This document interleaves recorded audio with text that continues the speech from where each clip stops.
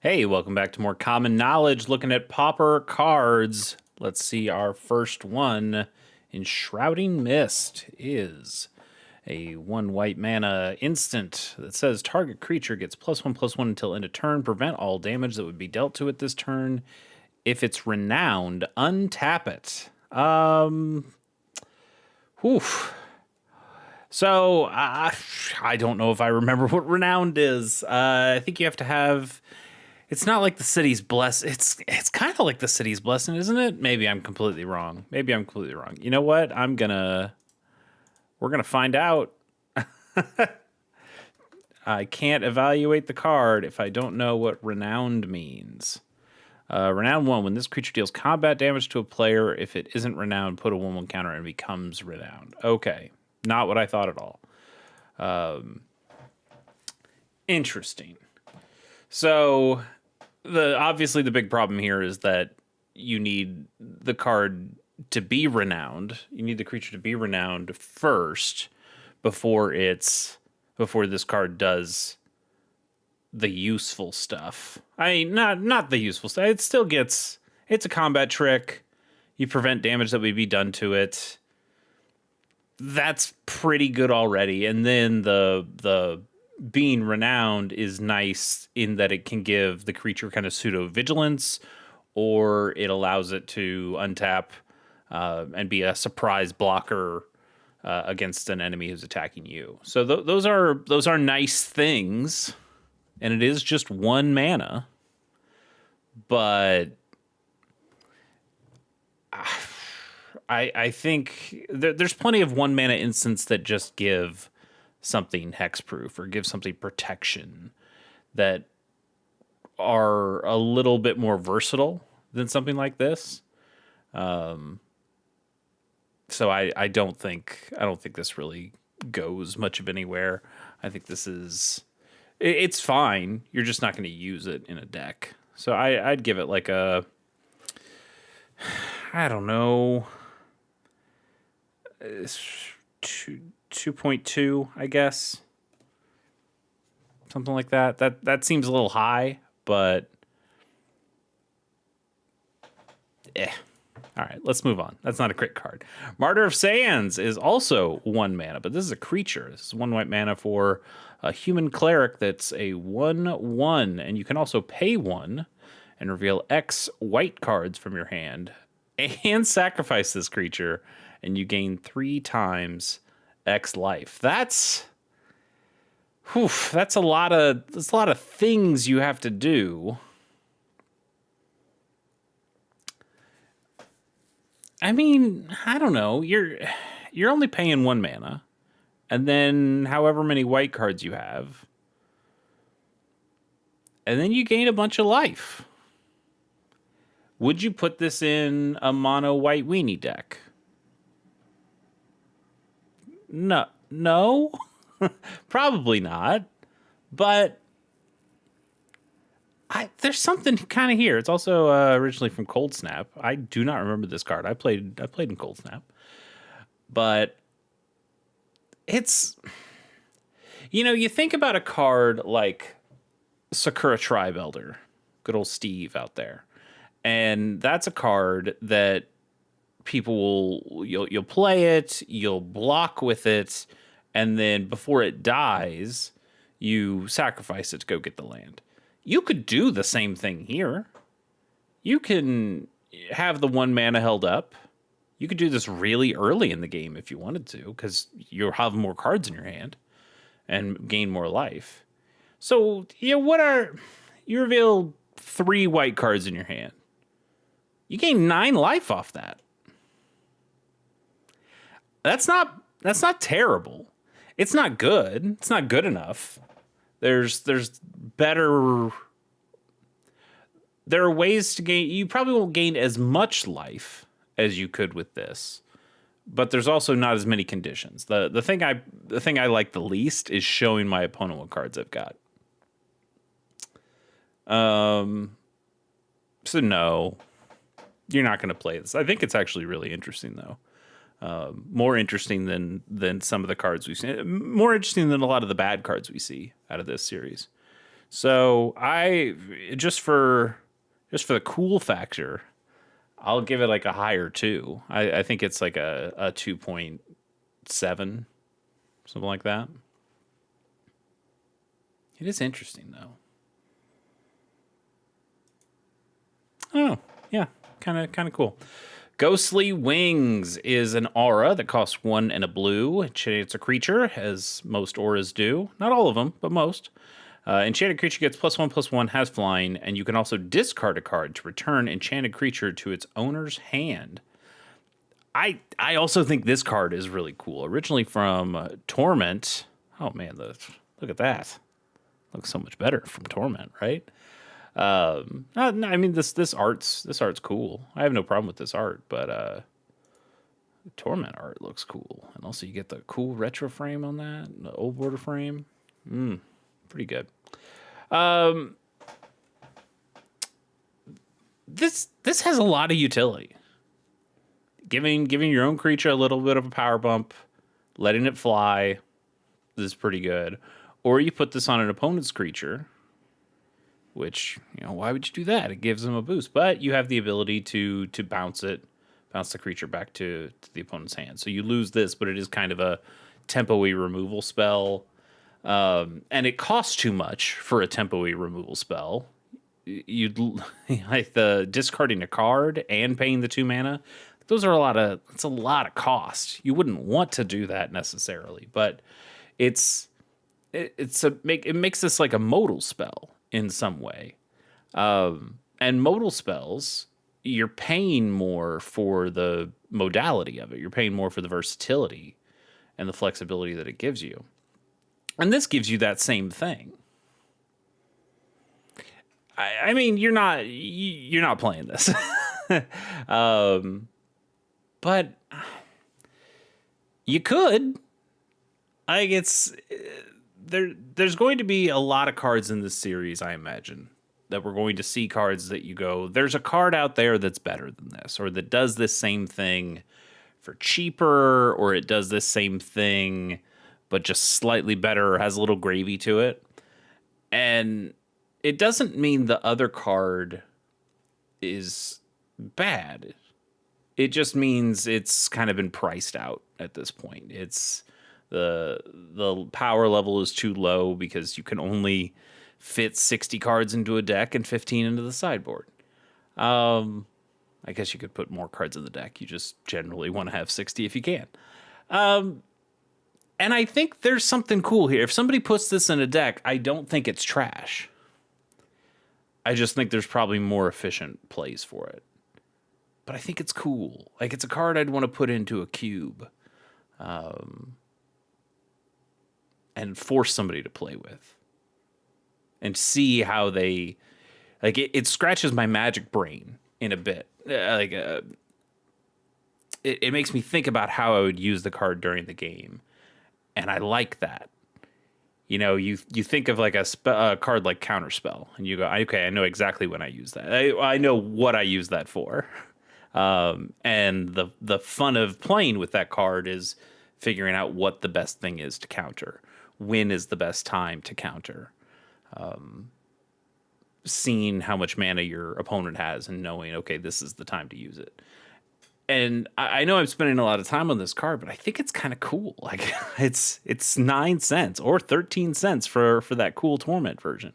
And I kind of just want to spend 13 cents and buy a copy of this card. Just because I think it's neat. You put this in a ninja deck or something like that, and now you give a creature flying, and then you can give it more evasion so you can bounce something back and bring your ninja in. Yeah, you lose this, but you're able to use that in a pinch. You're able to bounce a different person's creature, an opponent's creature back to their hand in a pinch. You're able to bounce your own creature back to your hand. Like you bounce a core Skyfisher back to your hand, then you replay the core Skyfisher, and that lets you bounce something else to your hand. There's uses for this. It's not good. It's not. I mean, sure, I'm going to give it a 2.9. It's not a great card. I'm not going to play it in Pauper. But these are the cards I really like in Magic. It's In Pokemon Nuzlocking, I've seen there's like somebody made like an emerald trash lock, I think is what they call it. And the idea is that you've taken away all the generally quote unquote good Pokemon. And so you're just left with what's left. These are Pokemon that you generally just wouldn't use.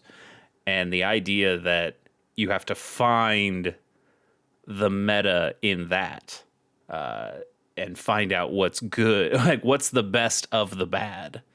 And that's already kind of what Pauper is to begin with, right? It's like we've taken away the uncommons, we've taken away the rares. There's no mythics here for sure. And so you have to figure out, okay, well, what do you do when there isn't just VV? You can't just play the best card in the format. Or you can't play the best card ever made because the format limits you. And I think that's really neat to have to play around in that. But also, Pauper is still good enough that this card is not good enough.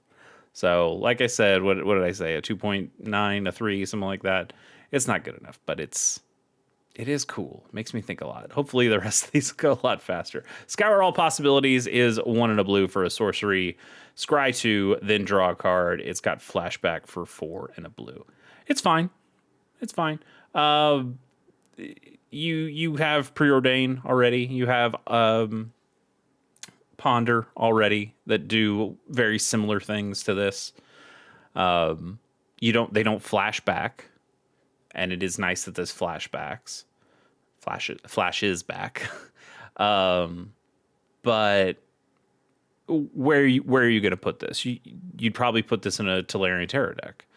And you wouldn't, because those other cards I mentioned, Preordain, Ponder, Brainstorm, Opt, all of those things, those can already go in that deck. And this is too expensive for that.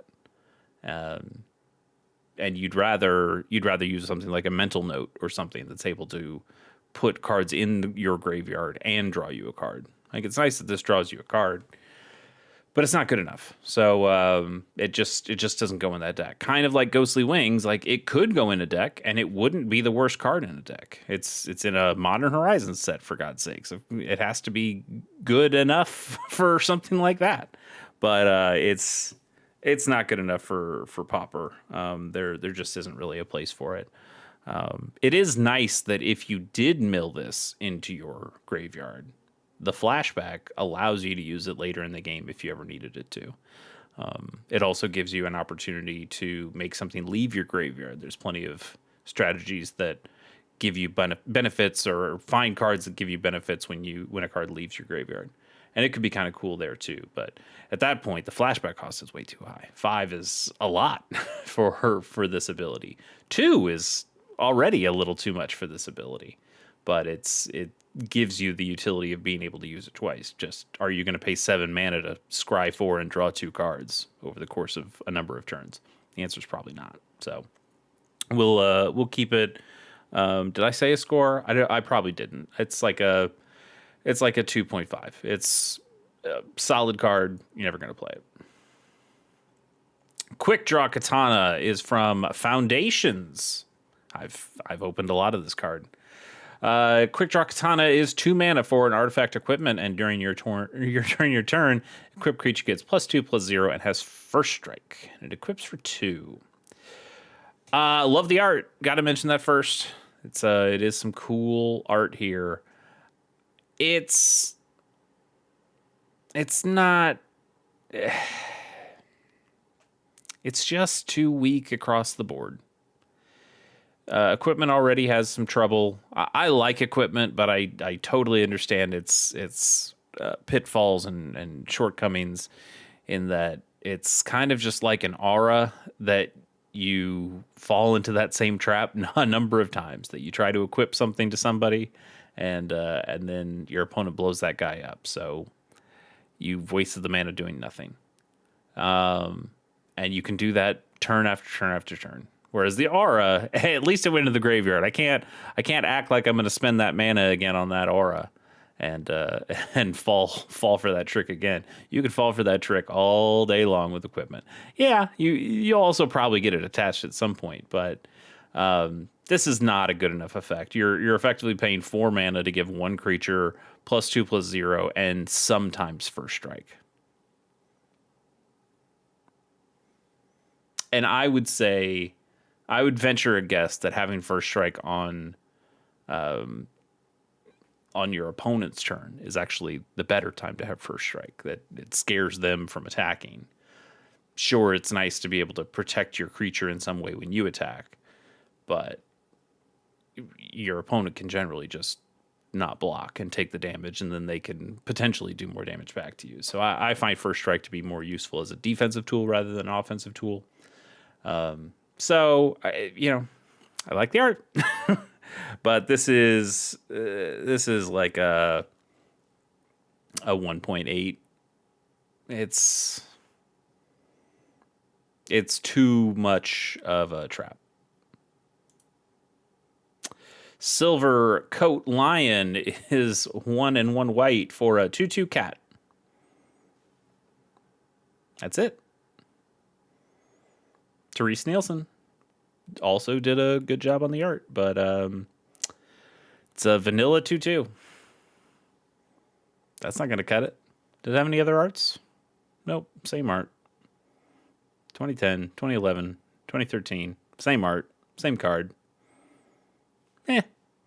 It's like a 1.2. Vanilla 2/2's not going to do very good around here. A grizzly bears, but in white and not a bear. I mean, cats are. I was gonna say, are cats actually better in Pauper than bears? That's a great question.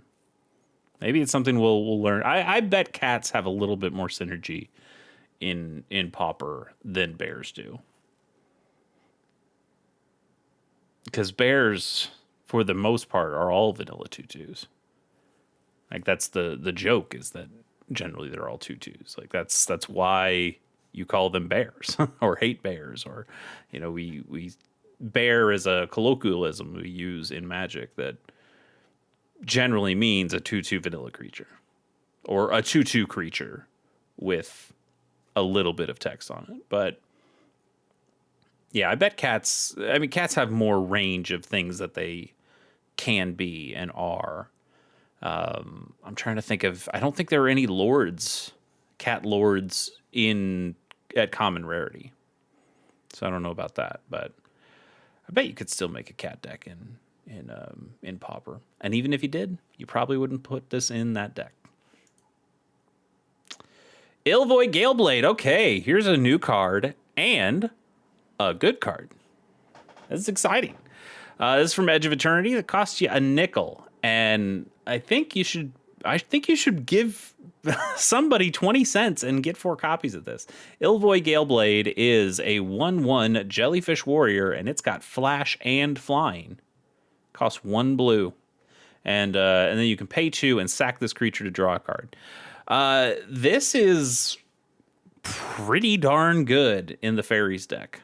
It's not itself a fairy, which is the only real downside to it.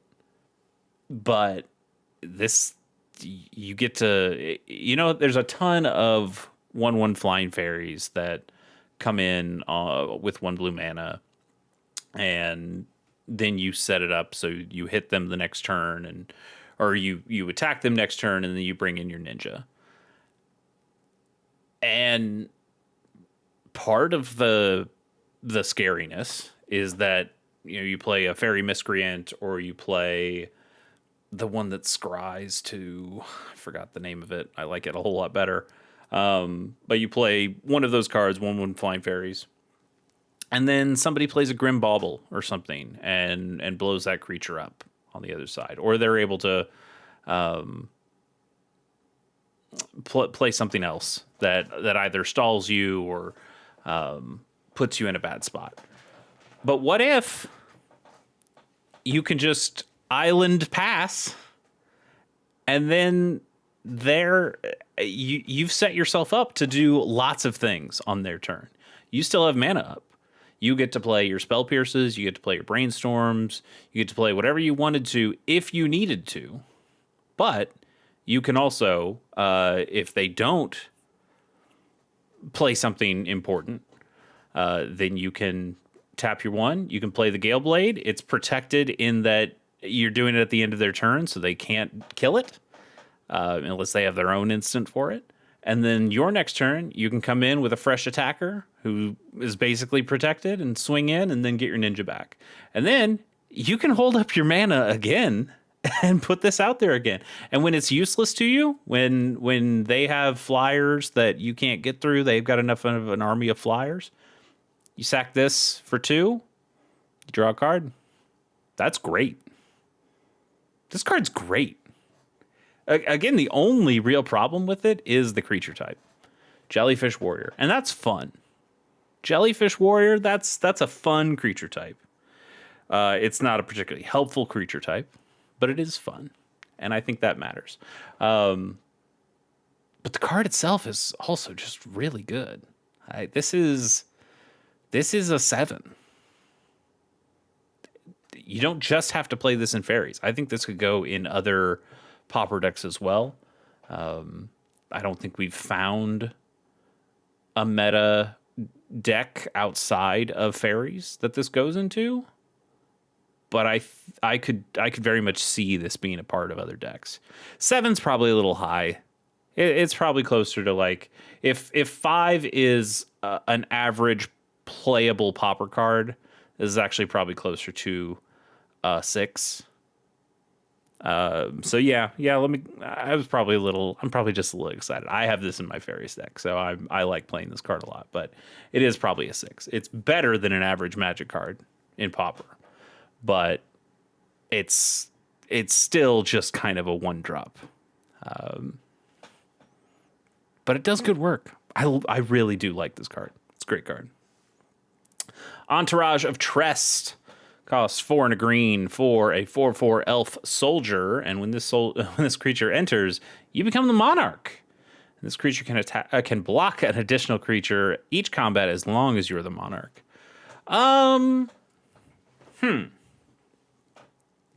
There are a number of Pauper decks that like having the monarch. There's the Shield of the Dusk Rose, I think is what it's called.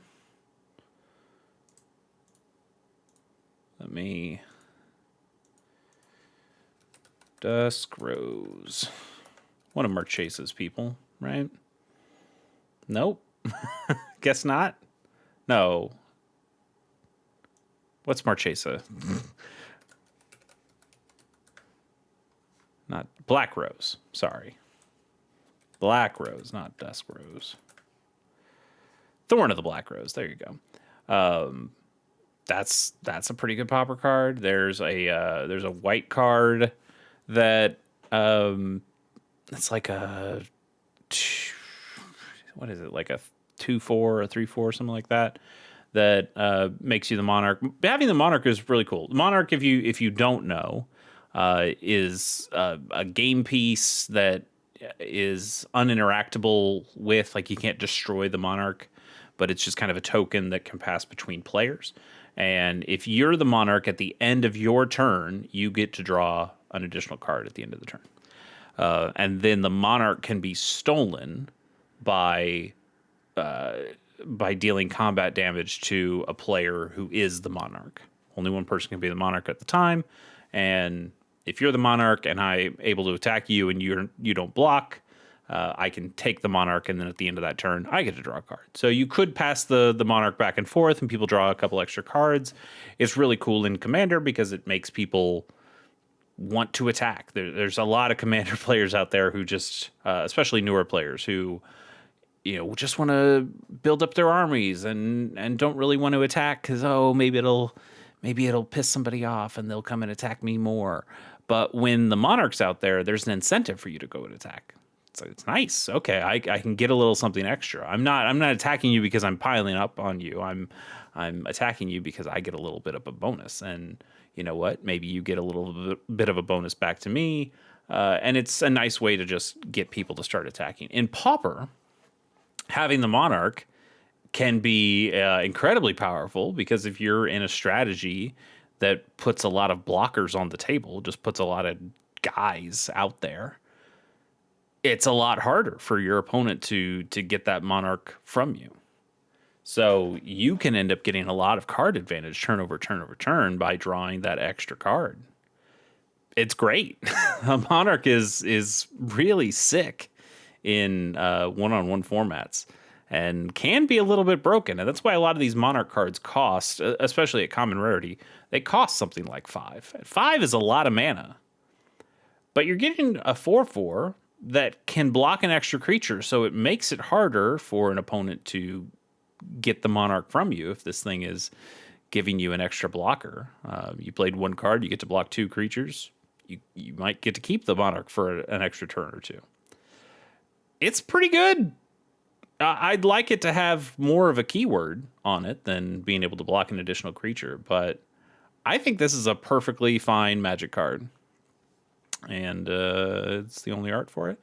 I like it. I like it. Does green need this? Because the other thing you see is that green will play. I forgot the name of it. Avenging Hunter. That's what it's called. It's also 4 and a green, and it's a 5/4 Dragon Knight, something like that. Dragon Soldier, Dragon Knight, and it comes out and it gives you the initiative, which is a different one of those game pieces. But the initiative takes you into a dungeon, and you get to do lots of different things in there. And I'd say generally having the initiative is probably better than having the monarchy. But they're both pretty good. If you didn't have Avenging Hunter, I'd slot this into a bunch of decks. I think this works pretty great. I'll give it a good score. I think it's a 5.8. I think generally you'll probably play Avenging Hunter over this 9 times out of 10. But it's a good card. Yeah, it's a good card. A few more left here. We've got Servant of Timoret. Pretty sure that's Timoret? Timoret, yeah. It's 2 and a black for a 1/3 zombie creature, and it's got Inspired. Whenever this creature becomes untapped, each opponent loses 1 life.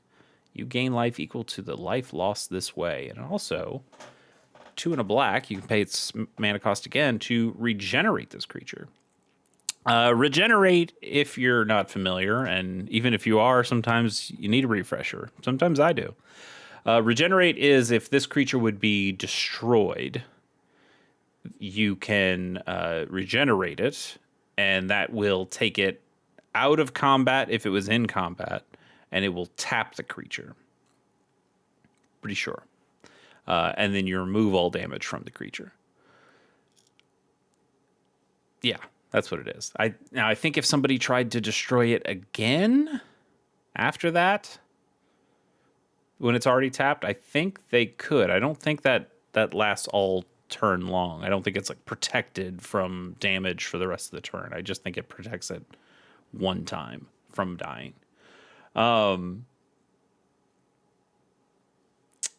It's if you have a lot of mana and you can attack with this each turn and pay for it not to die, and already at a 1/3, it could possibly attack and not die. It just bounces off an opponent's 2/2 or their own 1/3 or a 1/2. It bounces off a Novice Inspector or something like that. But then just each turn you untap this. Opponent loses a life, you gain a life.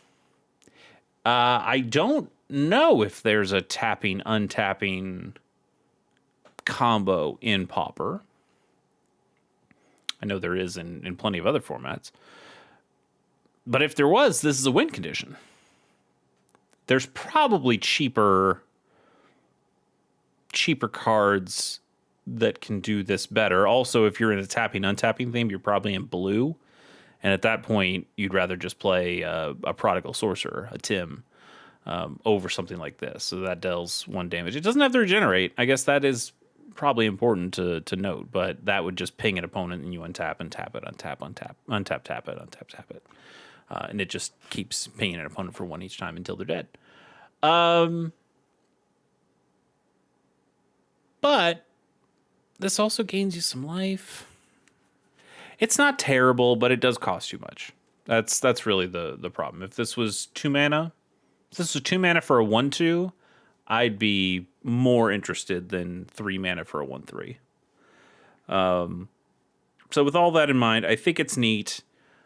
I think it's probably like a 3.8 in that I totally see where this card is coming from, but there's better options.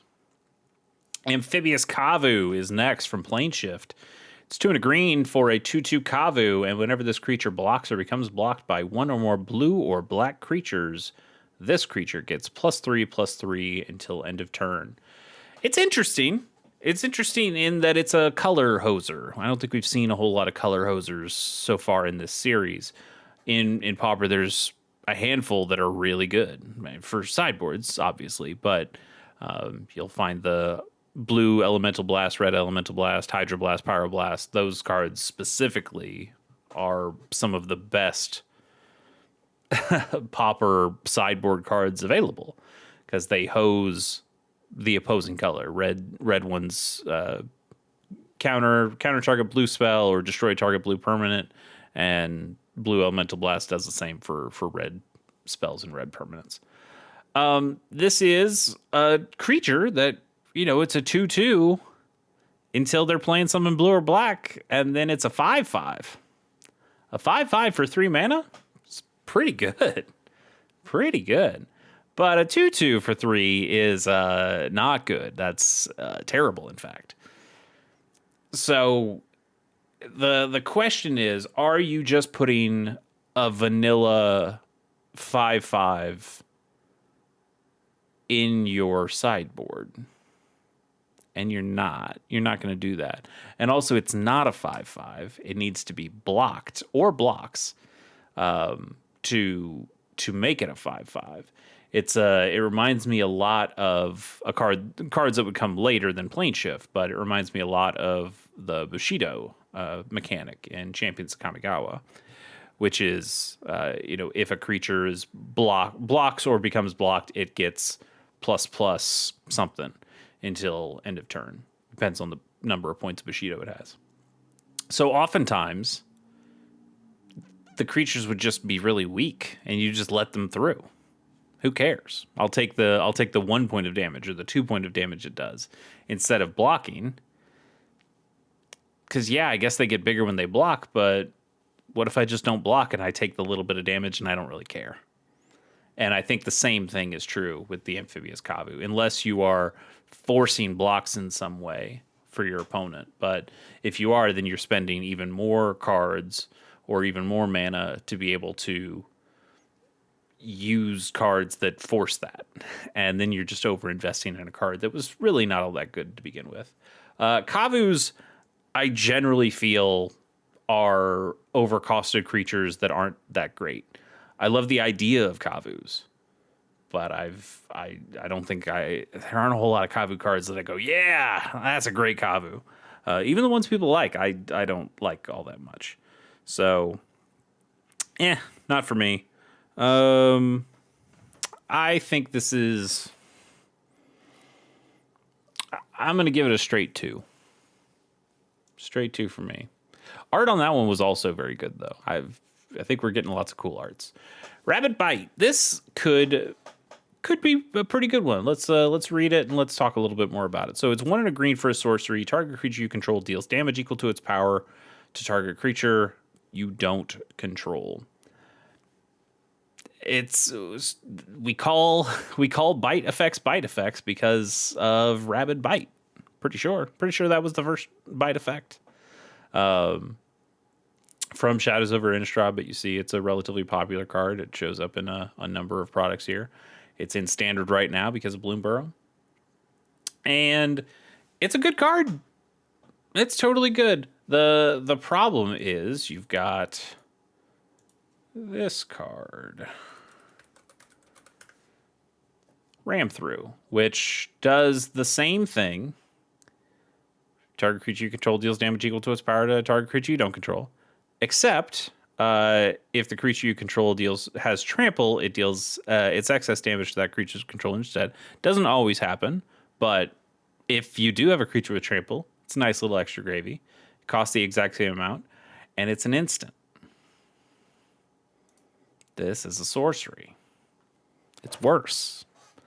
And while I already closed the window, but while Ram Through is not in standard right now, they're both in Pauper. So, do you need 8 bite effects? Probably not. You're probably not going to have a deck that needs 8 bite effects. And if you just need 4, or you need less than 4, you're just going to buy Ram Through. You're just going to play Ram Through and not play Rabbit Bite. So Rabbit Bite, while it's fine, and once upon a time it probably was a really good option for a Pauper deck, it's just not anymore. So this is another one of those cases. There's just another card that's out there that does it more efficiently, at a faster speed, at a better rate, with extra gravy, in any and or all of those things. And so that's just how it is. This gets a perfectly respectable 4 of good card, not good, not as good as the average anymore. So you don't do it. Anyway, that's another episode of Common Knowledge. We'll see you next time, and we'll round out this week. See you then.